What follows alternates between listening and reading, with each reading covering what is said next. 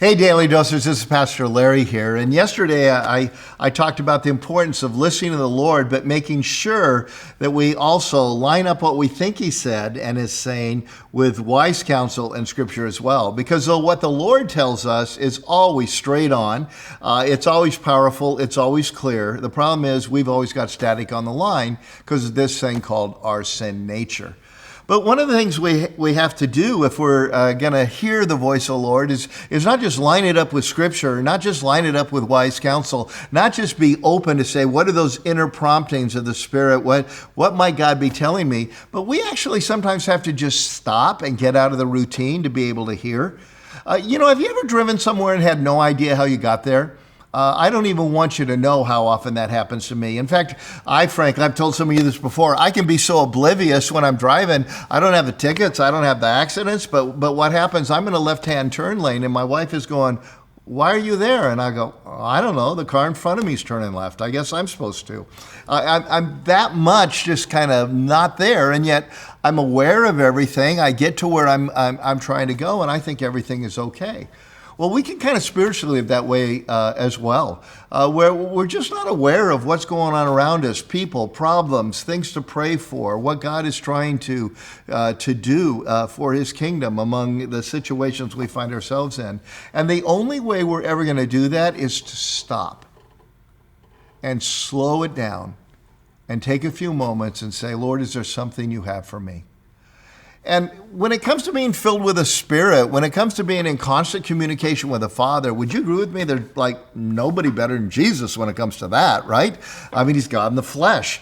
And yet the Son of God didn't just kind of go through His life on a just quick check in, like you and I might check our Apple Maps or Google Maps or whatever it is to make sure we're on the right path.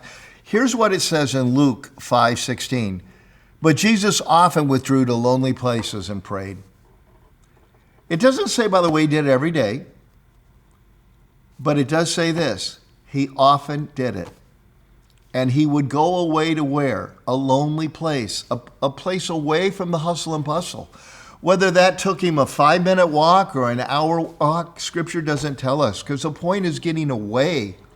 The point is getting out of the hustle and bustle. It's not how far away I go. Frankly, it's not how long the journey is. It's just getting away to pray, to talk to the Father and say, is there something I'm supposed to do? Before Jesus made His major decisions, each and every time, though He's perfectly filled with the Spirit, no sin nature, He still went away to pray before He came back and picked those 12 apostles.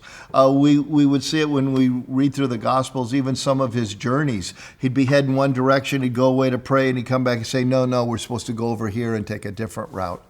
And so I want to ask you, are you building that into your life? And not as some sort of an ascetic. If that's who you are and you're getting away to a cave and just praying all day, great, keep it up if it's working for you. But for the vast majority of us, I'm just asking, are you finding ways to often, and even if it's not every day, to often just get away for a little bit and say, Lord, am I missing something? Is there something you want to tell me? Is there a person you want me to pray for? Is there somebody you want me to talk to? Is there something you want me to do today? You'll never hear it if you don't slow down. I'm ashamed to say it's a habit I get in and out of. It's never one I've been able to keep consistently. But I always find the power to hear the voice of the Lord is greater when I build this in. And during those seasons and those times where I start every day saying, Lord, is there something I'm supposed to do today?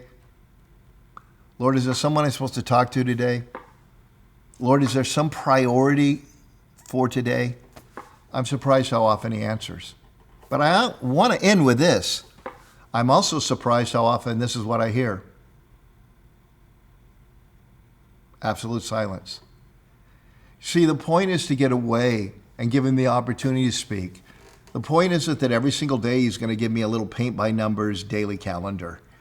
He's already given me everything I need for life and godliness in the Scriptures. I just need to get away so I can be reminded of those things so the Spirit can prompt them and God can work. Jesus often withdrew to lonely places and prayed. How about you?